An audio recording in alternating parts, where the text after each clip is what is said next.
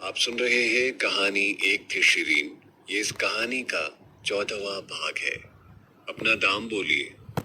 ये व्यवहारिक रूप से दिन के उजाले में की जा रही लूट थी। दुर्भाग्य से कीमत स्पष्ट रूप से बताई गई थी, मगर कोई भी इस बात से इनकार नहीं करेगा कि ये गलत हो रहा था, जो भी वो बच्चा कर रहा था। भवन इतना शांत था कि परिंदे भी वहां पर मारने से पहले 1000 बार सोच रहे थे। सभी की सांसें रुकी हुई थी, क्योंकि वो सब ये देखने के लिए इच्छुक थे कि संत जी कैसी प्रतिक्रिया देंगे। संत जयराम जी को क्रोधित होते देखना बहुत दुर्लभ था। वो थोड़ी देर के लिए रुक गए और मुस्कुराए और बोले, ठीक है, मैं एक नजर डालने के लिए 80,000 दूंगा। संत जयराम जी काफी सुंदर थे। वो आमतौर पर मुस्कुराते नहीं थे। उनकी मुस्कुराहट पहले फूल के खिलौने की तरह थी और पूरा भवन उनकी मुस्कान से मंत्रमुग्ध हो गया। शशिकला भी उनकी सुंदर मुस्कान देखकर दंग रह गई थी। हालांकि रमाकांत राव अभी भी उन्हीं के साथ खड़े थे। शशिकला को महसूस हुआ कि वो इस मुस्कान को अपना बनाने के लिए कुछ भी करने को तैयार थी। बहरहाल बच्चा उनके प्रति असंवेदनशील था और इस तरह की सुंदरता को देखकर भी वो संत को मुफ्त में जड़ी बूटी दिखाने को तैयार नहीं था, जिससे ये सुनिश्चित हो गया कि उसे सिर्फ सोने की मोहरों से प्यार था। उसने धीरे धीरे पैसे गिने जो संत जयराम जी ने उसे चुकाए थे, जड़ी बूटी को गौर से देखने के लिए। उसने एक एक सोने की मोहर को गौर से देखा, सिर्फ ये सुनिश्चित करने के लिए कि दी गई मोहरें असली है या नहीं। वो गंभीर था जब उसने कहा कि वो केवल उसे देखने की अनुमति देगा, और जल्द ही पर्याप्त समय बाद उसने डब्बे को फिर से ढक दिया। उसने कहा, ठीक है, आप इसे देख चुके हैं। संत जयराम जी वहां हैरानी से खड़े थे। उनका सुंदर चेहरा अचानक पीला पड़ गया। उन्होंने एक गहरी सांस ली और पूछा, बेटा, आप इस बूटी को बेचने के लिए कितने पैसे लेंगे? अपनी कीमत बताइए मुझे। अकेले अपने शब्दों के साथ उन्होंने साबित कर दिया था कि वास्तव में संजीवनी बूटी 3000 साल से पुरानी ही थी, और ये जानकर हर कोई हैरान था। कई प्रशंसाओं की अचानक से बच्चे पर बौछार होने लगी। एक स्पष्ट परछाई की चमक उसे अचानक से नजर आई। वो कोई और नहीं बल्कि भूदेव सिंह थे। उसने नीचे आते ही संत से सवाल किया, संत जी, क्या आपने इसे स्पष्ट रूप से देखा है? संत जी ने सर हिलाया और कहा, हाँ। एक 10 वर्षीय बूटी में 8 पत्तियां एक दूसरे के सामने होती हैं और प्रत्येक पत्ती गोल होती है और लाल रंग की होती है। दूसरी ओर 3000 साल पुरानी बूटी में 10 पत्ते होते हैं और प्रत्येक पत्ती दिल के रंग के समान लाल होती है, लेकिन उनकी पंखुड़ियां अर्धचंद्र के आकार की होती हैं और रंग में सफेद होती हैं। वो चिकित्सा क्षेत्र के परम ज्ञानी थे और चिकित्सक जड़ी बूटियों पर उनके पास जितना ज्ञान था, उतना ज्ञान किसी और के पास नहीं था। उन्हें जड़ी बूटी की पहचान करने के लिए सिर्फ एक झलक भर की जरूरत थी, और वो आज तक कभी भी गलत साबित नहीं हुए थे। हालांकि उन्होंने 3000 साल पुरानी जड़ी बूटी कभी नहीं देखी थी, परंतु उनके गुरु ने उन्हें इस विशेष जड़ी बूटी के बारे में सिखाया था, और इसीलिए वो जानते थे कि उसे पहचानना कैसे है। हालांकि उनकी नजर बूटी पर थी और उन्होंने महसूस किया कि उनकी अधिकांश मुख्य विशेषताएं उनके गुरु के समान ही थी।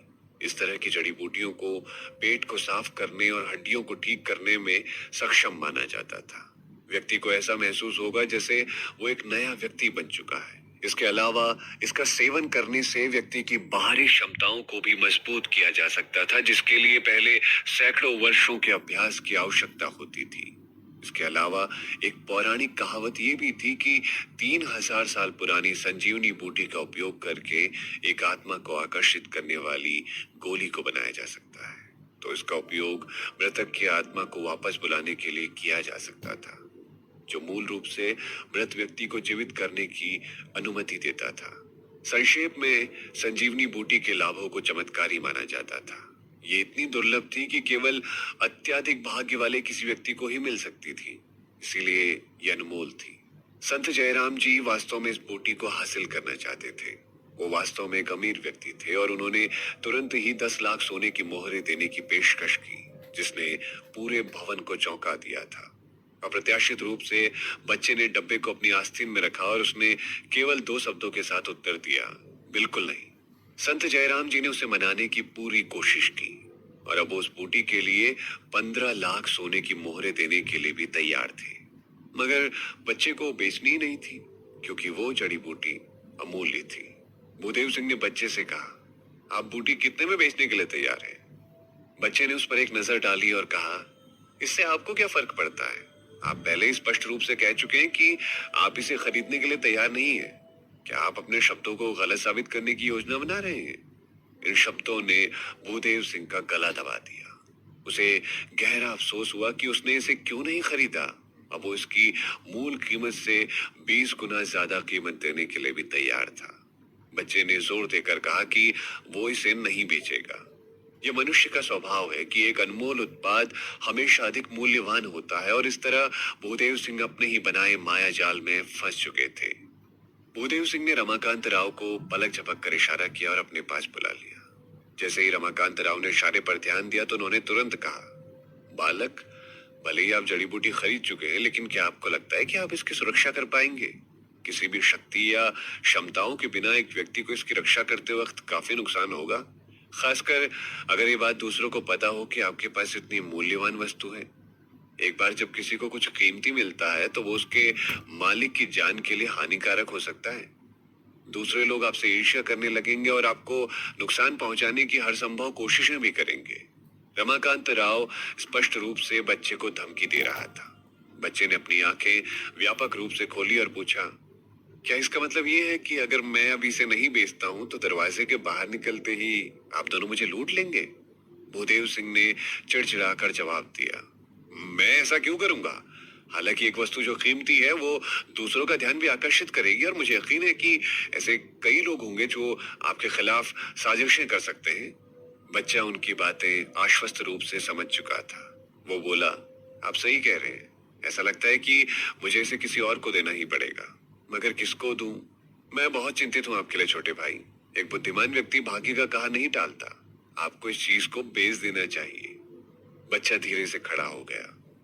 आपने जो कहा है वो सच है, लेकिन मुझे अभी भी लगता है कि आप मुझे धमकी दे रहे हैं। मेरे पैदा होने के बाद से ही मेरा स्वभाव अजीब रहा है और मैं उन लोगों को पकड़ लेता हूं जो मुझे धमकी देते हैं। उसने ये सब आस्तीन से डब्बा निकालते निकालते कहा। ये सुनकर भूदेव सिंह के चेहरे की अभिव्यक्ति थोड़ा बदल गई और उन्होंने पूछा, आप क्या करने की योजना बना रहे हैं? बच्चा थोड़ा सा मुस्कुराया और कहने लगा, क्योंकि ये एक पवित्र चीज है, इसीलिए इसे किसी ऐसे व्यक्ति को देना चाहिए जो इसका असली मालिक बनने के काबिल हो। उसने चारों ओर देखा और अचानक से शिरीन की ओर देखकर उसकी नजर थम गई। फिर उसने उसकी तरफ हाथ लहराया और पूछा, छोटी बहन, क्या आप इस जड़ी बूटी को खरीदने में दिलचस्पी लेंगी? शिरीन हैरान थी, लेकिन उसने उसकी तरफ शांति से देखा और कहा, अगर मैं हाँ कहूं तो क्या होगा? यदि आप रुचि रखती हैं तो आपको ये बेमिसाल और दुर्लभ जड़ी बूटी मैं बेच दूंगा। शिरीन एक पल के लिए चुप हो गई। फिर उसने उस बच्चे को 2 शब्दों में जवाब दिया, पैसे नहीं है। बच्चे ने हंसते हुए अप्रत्याशित स्वर से पूछा, क्या आपके पास 50,000 सोने की मोहरें हैं? शिरीन ने जवाब दिया, हाँ, मेरे पास इतने पैसे तो हैं। वास्तव में भी उसके पास केवल 50,000 मोहरें ही थी। बहन, क्योंकि मैंने आपको बहुत सुंदर पाया, इसीलिए मैं आपको 50,000 सोने की मोहरों में ये बूटी बेच दूंगा।